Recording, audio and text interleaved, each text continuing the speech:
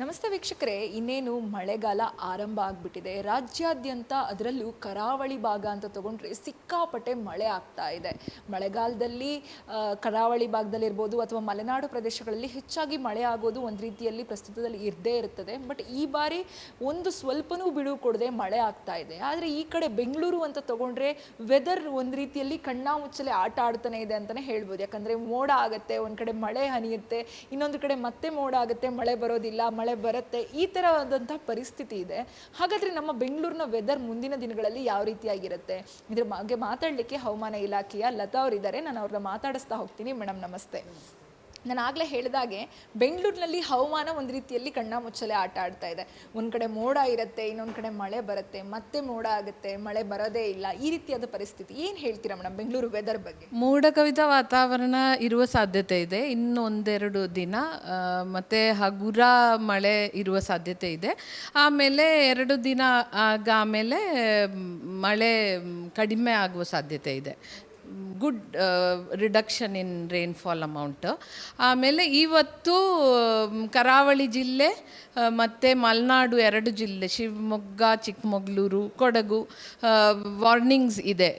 ಇವತ್ತು ಭಾರಿದಿಂದ ಅತಿ ಭಾರಿ 1-2 ಸ್ಥಳಗಳಲ್ಲಿ ಬರುವ ಸಾಧ್ಯತೆ ಇದೆ. ಆಮೇಲೆ ಅಲ್ಲಿ ಕರಾವಳಿ ಜಿಲ್ಲೆಯಲ್ಲೂ ಕೂಡ ಇಂಟೆನ್ಸಿಟಿ ಕಡಿಮೆ ಆಗುವ ಸಾಧ್ಯತೆ ಇದೆ. 31st ಆನ್ವರ್ಡ್ಸ್ 6-7 ಡೇಸ್ ಮಳೆ ಕಡಿಮೆ ಆಗುವ ಸಾಧ್ಯತೆ ಇದೆ. ನೀವು ಆಗಲೇ ಹೇಳಿದ್ರಿ ಇನ್ನೆರಡು ದಿನಗಳಲ್ಲಿ ಬೆಂಗಳೂರಲ್ಲಿ ಮಳೆ ಕಂಪ್ಲೀಟ್ ಕಡಿಮೆ ಆಗುವಂತಹ ಸಾಧ್ಯತೆ ಹೆಚ್ಚಾಗಿದೆ ಅಂತ. ಆದರೆ ಜೂನ್ 1 ಅಂತ ತಗೊಂಡ್ರೆ ಯಾವಾಗಲೂ ಮಾನ್ಸೂನ್ ಸ್ಟಾರ್ಟ್ ಆಗುವಂಥ ಸಮಯ, ಮಳೆಗಾಲ ಪ್ರಾರಂಭ ಆಗುವಂತಹ ಸಮಯ. ಆದರೆ ನೀವು ಮಳೆಗಾಲ ಕಡಿಮೆ ಆಗುತ್ತೆ ಅಂತೀರಾ, ಏನು ಕಾರಣ ಇರ್ಬೋದು? ಆ್ಯಕ್ಚುಲಿ ಮುಂಗಾರು ಬಂತು ಮಚ್ ಅರ್ಲಿಯರ್, 7 ಡೇಸ್ ಬಿಫೋರ್ ಕೇರಳದಲ್ಲಿ ಮುಂಗಾರು ಆನ್ಸೆಟ್ ಆಯಿತು. ಸೇಮ್ ಡೇ ಕರ್ನಾಟಕದಲ್ಲಿ ಕರಾವಳಿ ಜಿಲ್ಲೆ ಮತ್ತು some parts of Malenadu cover ಆಯಿತು. ಆಮೇಲೆ ನಿನ್ನೆ ಎಂಟೈರ್ ಕರ್ನಾಟಕ ಇನ್ಕ್ಲೂಡಿಂಗ್ ಬಳ್ಳಾರಿ ಮುಂಗಾರು ಕವರ್ ಆಯಿತು.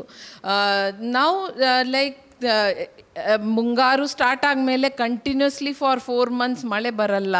So there has to be a stop somewhere. So ಇದು after 2-3 days monsoon will take a pause for another 6-7 days at least. ಕಡಿಮೆ ಆಗುವ ಸಾಧ್ಯತೆ ಇದೆ. ಎಲ್ಲೋ ಒಂದು ಕಡೆ ಇನ್ನೊಂದಿಷ್ಟು ರಿಪೋರ್ಟ್ಗಳನ್ನು ನೋಡಿದ್ರೆ ಕಳೆದ ಬಾರಿಗಿಂತಲೂ ಹೆಚ್ಚು ಮಳೆ ಆಗುವಂತಹ ಸಾಧ್ಯತೆ ಈ ಮಳೆಗಾಲದಲ್ಲಿ ಇದೆ, ಈ ಮಾನ್ಸೂನ್ ಸೀಸನಲ್ಲಿ ಇದೆ ಅಂತ ಹೇಳ್ತಾರೆ. ಏನಾಗ್ಬೋದು ಈ ಮಾನ್ಸೂನ್ ಸೀಸನ್ನಲ್ಲಿ ಮಳೆ ಯಾವ ರೀತಿ ಆಗಿರ್ಬೋದು ಮೇಡಮ್?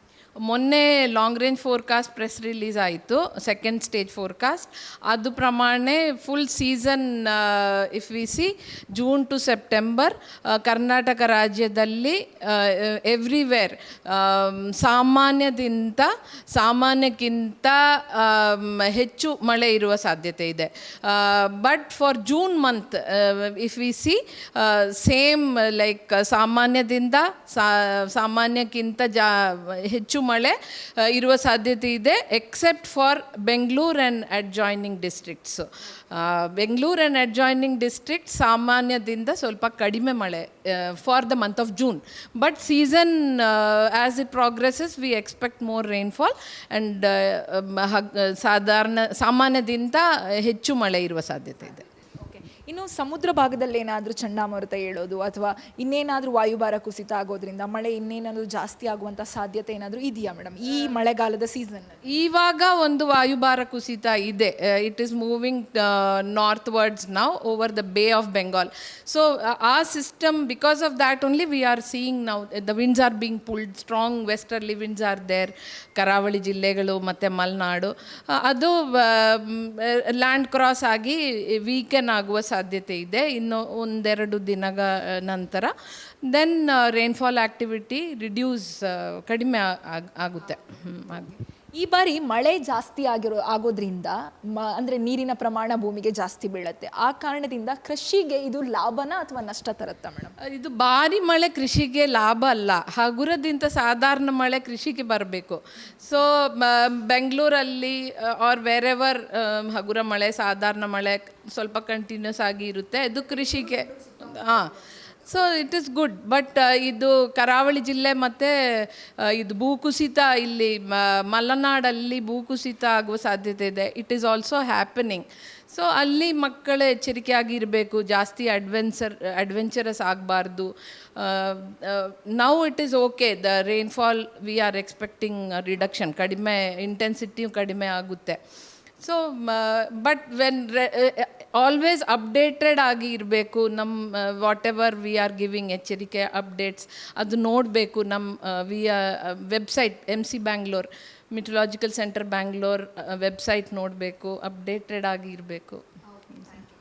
ಎಸ್, ಕೇಳಿದ್ರಲ್ಲ ವೀಕ್ಷಕರೇ, ಈಗಾಗಲೇ ಆಲ್ ಓವರ್ ಕರ್ನಾಟಕ ಮಳೆ ಪ್ರಾರಂಭ ಆಗಿದೆ. ಆದರೆ ಈ ಮಳೆಗಾಲದ ಮಳೆ ಹೆಚ್ಚಾಗಿರುವ ಕಾರಣದಿಂದ ಮಲೆನಾಡು ಮತ್ತು ಕರಾವಳಿ ಪ್ರದೇಶಕ್ಕೆ ಇದು ಒಂದು ರೀತಿಯಲ್ಲಿ ಕೃಷಿ ಅಥವಾ ಭೂಕುಸಿತ ಸಂಬಂಧಪಟ್ಟ ಹಾಗೆ ಭಾರಿ ನಷ್ಟವನ್ನು ಉಂಟು ಮಾಡ್ಬೋದು ಅನ್ನುವಂಥದ್ದು ಮಾಹಿತಿ. ಹಾಗೆಯೇ ಇನ್ನು ಬೆಂಗಳೂರು ಅಥವಾ ಬೆಂಗಳೂರಿನ ಸುತ್ತಮುತ್ತ ಕೋಲಾರ, ತುಮಕೂರು, ರಾಮನಗರ ಅಂತ ಪ್ರದೇಶಗಳಿಗೆ ಬಂದರೆ ಇಲ್ಲಿ ಮಳೆ ಕಡಿಮೆ ಇರೋದ್ರಿಂದ ಜೂನ್ ನಂತರದ ದಿನಗಳಲ್ಲಿ ಮಳೆಗಾಲದ ಸಮಯದಲ್ಲಿ ಮಳೆ ಕಮ್ಮಿ ಇರುವ ಕಾರಣದಿಂದ ಇದು ಕೃಷಿಗೆ ಲಾಭ ತರುವಂತಹ ಸಾಧ್ಯತೆ ಇದೆ ಅನ್ನುವಂತಹ ಮಾಹಿತಿ ನೀಡಿದ್ದಾರೆ. ಇನ್ನು ಜೂನ್ ನಂತರದ ಕಾಲದಲ್ಲಿ ಬೆಂಗಳೂರಲ್ಲಿ ಕಂಪ್ಲೀಟ್ ಮಳೆ ಕಡಿಮೆ ಆಗುತ್ತೆ. ಏನು ಮಳೆಗಾಲದಲ್ಲಿ ಪ್ರತಿ ವರ್ಷ ಮಳೆ ಆಗ್ತಾ ಇತ್ತು ಆ ಮಳೆಗಿಂತಲೂ ಅತಿ ಕಡಿಮೆ ಮಳೆ ಆಗುತ್ತೆ ಅನ್ನುವಂಥದ್ದು ನಮ್ಮ ಹವಾಮಾನ ಇಲಾಖೆಯ ಲತಾ ಅವರು ನೀಡಿದಂತಹ ಮಾಹಿತಿಯಾಗಿದೆ. ಇದಾಗಿತ್ತು ಈ ಹೊತ್ತಿನ ವಿಶೇಷ ಸುದ್ದಿ. ಇನ್ನಷ್ಟು ಸುದ್ದಿಗಾಗಿ ನೋಡ್ತಾ ಇರಿ guarantee news. Camera person Ajay ಜೊತೆ ಶಮಿ ಶೆಟ್ಟಿ. ಗ್ಯಾರಂಟಿ ನ್ಯೂಸ್, ಸುದ್ದಿ ಖಚಿತ, ನ್ಯಾಯ ನಿಶ್ಚಿತ.